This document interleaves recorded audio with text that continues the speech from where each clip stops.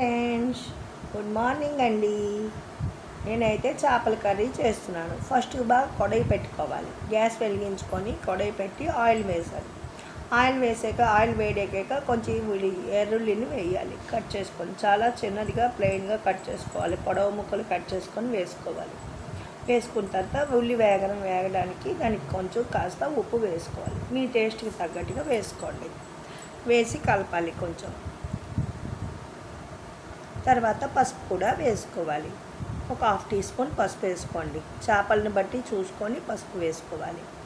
పసుపు వేసాక కొంచెం ఆయిల్ పైనకి వచ్చాక ఏమని చేయాలంటే మనం కారం వేసుకోవాలి. మీ టేస్ట్కి తగ్గట్టు కారం వేసుకోండి. దీనికైతే పెద్దగా ఎక్కువ కారం అయితే బాగోదండి. కొంచెం లైట్గా వేసుకోవాలి కారం. ఆ వేగాక బాగా దానిలో ఇంకా కరివేపాకు కూడా వేసాను. స్కిప్ అయింది, ఏమనుకోకండి. ఓకేనా. తర్వాత చేప ముక్కల్ని కడిగి నేను 3 సార్లు కడిగి ఉంచాను. అదే చేప పీసుల్ని వేసేసాను. చేపలకి కొంచెం కడాయి కొంచెం చిన్నదైందండి. చేపలు కొంచెం ఎక్కువ అయిపోయాయి. ఫస్ట్ అనుకోలేదు, తర్వాత చూశాను మరి ఇంకెందుకని అలానే చేపలే కదా తక్కువ టైంలో అయిపోతుంది అనుకొని చేపలని అయితే వేసేసాను. వేసి మెల్లగా కలుపుకోవాలి. గెరిటితో కలిపాక చేపలన్నీ ఓసారి బాగా కలిపి దాని తర్వాత ముందుగా నేను గ్రైండ్ చేసి ఉంచుకున్న మసాలాని వేస్తున్నాను.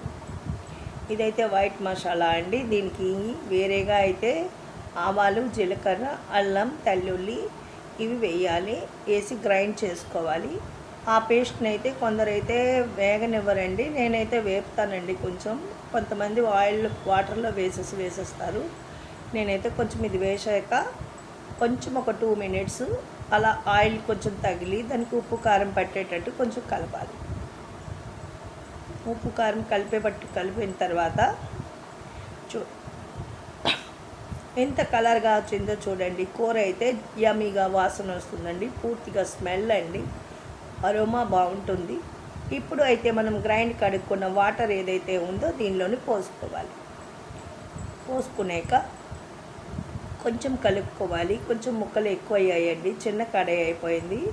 అయినా పర్లేదు, చేపలే కదా ఉడికిపోతాయండి, ఏం పర్లేదు. దాన్ని ఇచ్చేసుకొని మన ఒరుగులు ఉంటాయి కదా, మామిడి బద్దలు అంటారు, దాన్ని కూడా వాటర్లో కొంచెం నానేసి ఉంచాను. అవి వేసుకుంటే కొంచెం జ్యూస్లో తింటే చాలా టేస్టీగా ఉంటాయండి మామిడిని. లేదంటే కొందరైతే టమాటా వేస్తారు. ఈ రోజుల్లో టమాటా కూడా అంత పుల్లగా ఉండట్లేదు కదా, అందుకని నేను వేయలేదు. కొంచెం కప్ప పెట్టుకొని ఉంచుకొని ఒక 2 మినిట్స్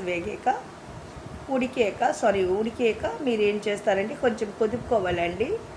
కుదిపేసి పొడవుగా కట్ చేసుకున్న మన పచ్చిమిర్చిని కోసి వేసి కూర అయితే రెడీ అయిపోయిందండి. మీకు నచ్చినట్టయితే నా వీడియోని లైక్ చేయండి, షేర్